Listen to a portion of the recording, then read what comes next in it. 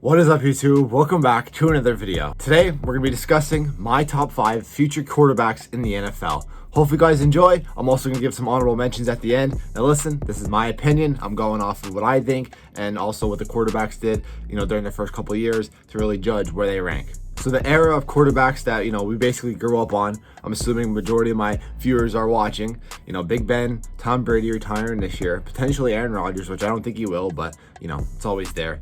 And last year we saw Philip Rivers and Drew Brees retire. In the past couple years we saw Eli Manning and Peyton Manning retire as well. I mean, the QB era that we grew up on, it's slowly going away. The quarterbacks really changed the game of passing. Matt Ryan, whether you like him or not, he former MVP. Changed the way I'm assuming for a lot of Falcons fans. Gonna take that to heart when he retires. Matt Stafford's getting old. Ryan Fitzpatrick, obviously didn't really have much success as a starter, but probably one of the best backup quarterbacks of all time. But the young quarterbacks, though, come into this league. Maybe not this year with the draft, but the past couple of 2 to 3 to 4 years, absolutely unbelievable. The NFL is in good hands. Us fans are in good hands. I just hope the Steelers make a good decision by drafting a young quarterback like that. But we have so many good quarterbacks. I'm going to give you my top 5. So number 1 is Patrick Mahomes. 26 years old, not too young for a top future quarterback. However, just in 5 seasons, not even playing his first year by sitting behind Alex Smith, which I think was a perfect decision because usually don't want to rush quarterbacks too quick. He was a 4-time Pro Bowler, 1-time All-Pro, 2018 MVP, a Super Bowl champ, Super Bowl MVP, Offensive Player of the Year.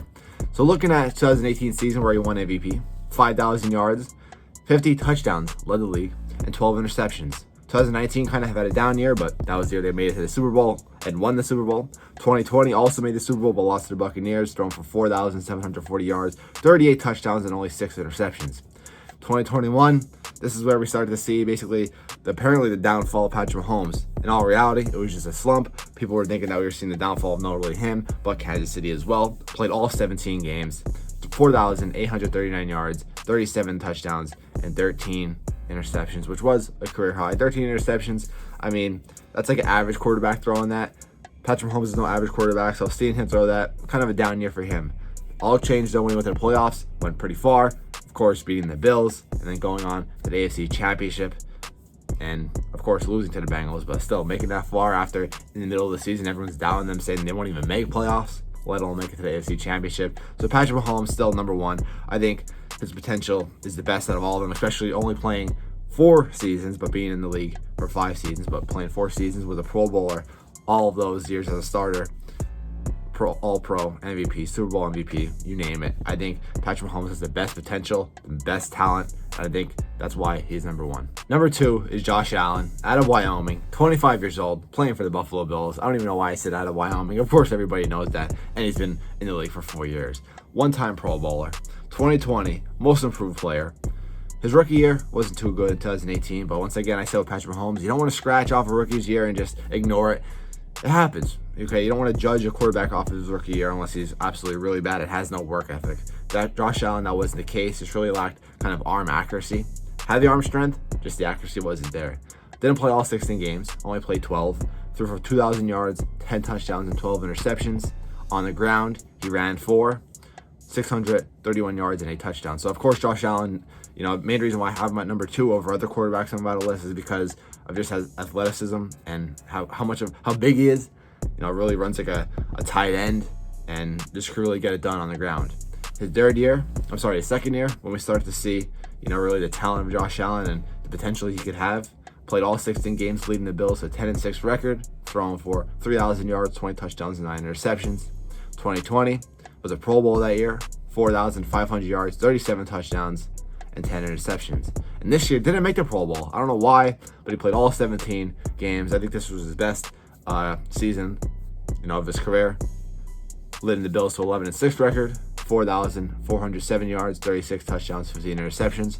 Looking at his rushing stats, ran for 763 yards and 6 touchdowns. Last year, 2020, did run for 8 touchdowns. In 2019, ran for 9 touchdowns. So definitely trust him on both ways, throwing the ball and run the ball. I think Josh Allen, that he still hasn't reached his full potential yet. The Bills, they're like one piece away. They got to get a good running back in this draft maybe, or in the offseason. The Bills could really be a problem. They've been a problem for the past 2 years. They just can't get past, the Chiefs, really, is what it is. They should have beat them this year, but it is what it is. Josh Allen, the way he's shown his athleticism this year, I would have had him probably around 4 or 5 if he didn't have this like amazing end of the year. Just to be able to run the ball, a huge quarterback, 6'5", 237 pounds. Josh Allen, number 2. So number 3 is Justin Herbert, 23 years old, on the Los Angeles Chargers. His rookie year, 2020, threw for 4,300 yards, 31 touchdowns, 10 interceptions, getting him the well-deserved Offensive Player of the Year for the rookies. 2021, got a Pro Bowl, threw for 5,000 yards, 38 touchdowns, and 15 interceptions. Of course, this year being his best year. But the Chargers team, however, not so good. I mean, he's playing the best he could. He's giving it all, and he's a very humble quarterback, quiet, but once again, very humble. Played all 17 games this year, leading them to a 9-8 record. I wouldn't say he did it, though. Like, it wasn't really his fault with 8 losses. The defense wasn't the best. I mean, that last game against the Raiders, kind of a coaching decision there. But Justin Herbert, I mean, the way he's performing, especially his rookie year, is the reason why I have him at number 3.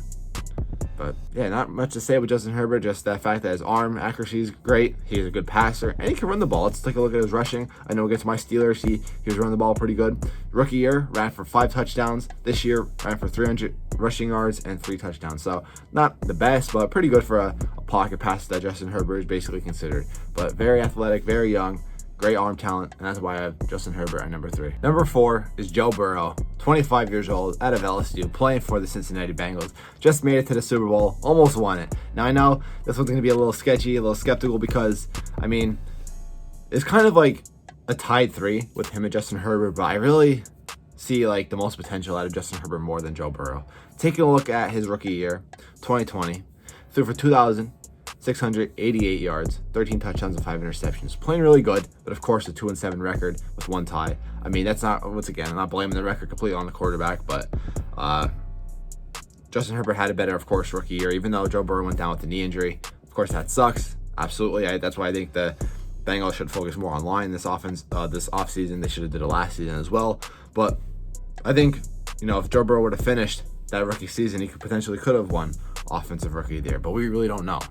2021, threw for 4,600 yards, 34 touchdowns, and 14 interceptions. Once again, making it to the Super Bowl and was Comeback Player of the Year. But this one's very close, though, with Justin Herbert. I think it should be really tied 3, but I think Justin Herbert has better potential. I think that he is better overall passer, better scrambler, better runner. I'd rather go with Justin Herbert, but it's very, very close. Even though I know Joe Burrow led the Bengals to a Super Bowl, but Bengals team was way better than, of course, the Chargers. Better wide receivers, better running backs, better defense, and better coaching. So I don't know. Not discrediting Joe Burrow, but once again, I have him at 4, but also consider him as tied 3 with Justin Herbert. Number 5 is Lamar Jackson. I hate to say it. 25 years old, out of Louisville, playing for the Ravens. I hate to say it once again because he's one of the most athletic quarterbacks of all time that I've ever seen. Absolutely insane. As a Steeler fan, watching him play 2 times a year, and of course many other times throughout the year on primetime games, but he's an athlete. He's a problem. He's dangerous to play against. In just his 4 years, 2-time Pro Bowler, even though this year I don't think he should have made the Pro Bowler over guys like Josh Allen and Joe Burrow. Was an All-Pro, 2019 MVP, Offensive Player of the Year, led them to 2 playoff berths, 3 basically if you're counting his rookie year, but only played 7 games that year, but had a 6-1 record. 2019 was his MVP season.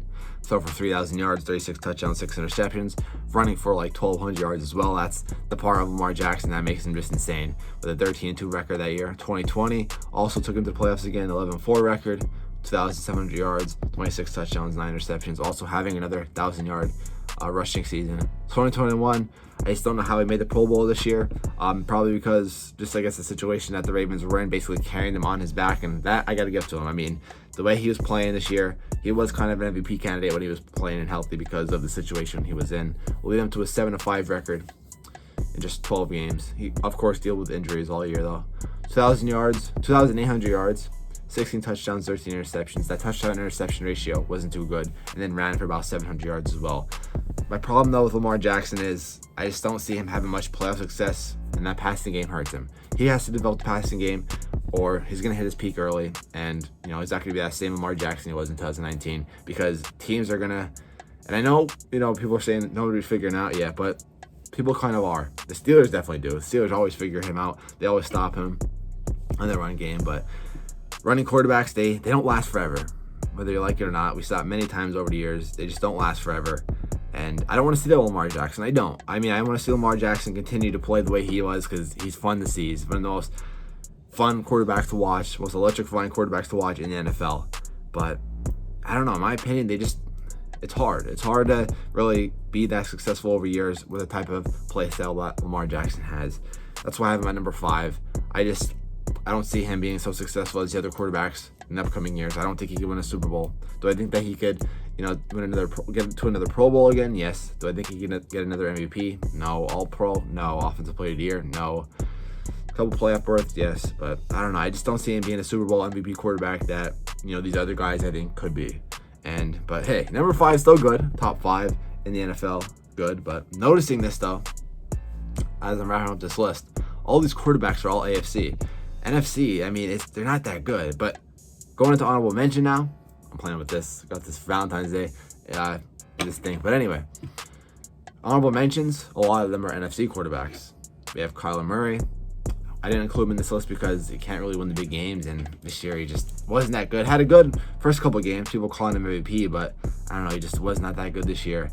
I don't know, I wouldn't have him as top 5, top future quarterbacks. Dak Prescott, even though he's pretty older than majority of these, I like Dak Prescott, but also I just don't think he can be, a quarterback type, a Super Bowl quarterback like these other guys.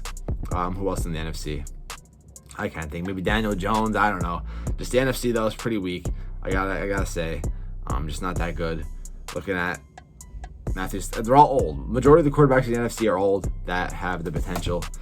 But yeah, maybe Jalen Hurts. But even though I think that quarterback situation, they got to figure that out quick too. Also in the offseason, maybe they'll probably give him another year. But that's my top 5 quarterbacks for the future. Top 5 young quarterbacks. Hope you guys enjoyed. Comment down below if you disagree, agree. It's up to you guys. I'm love to hear opinions. I'm out, guys. Peace.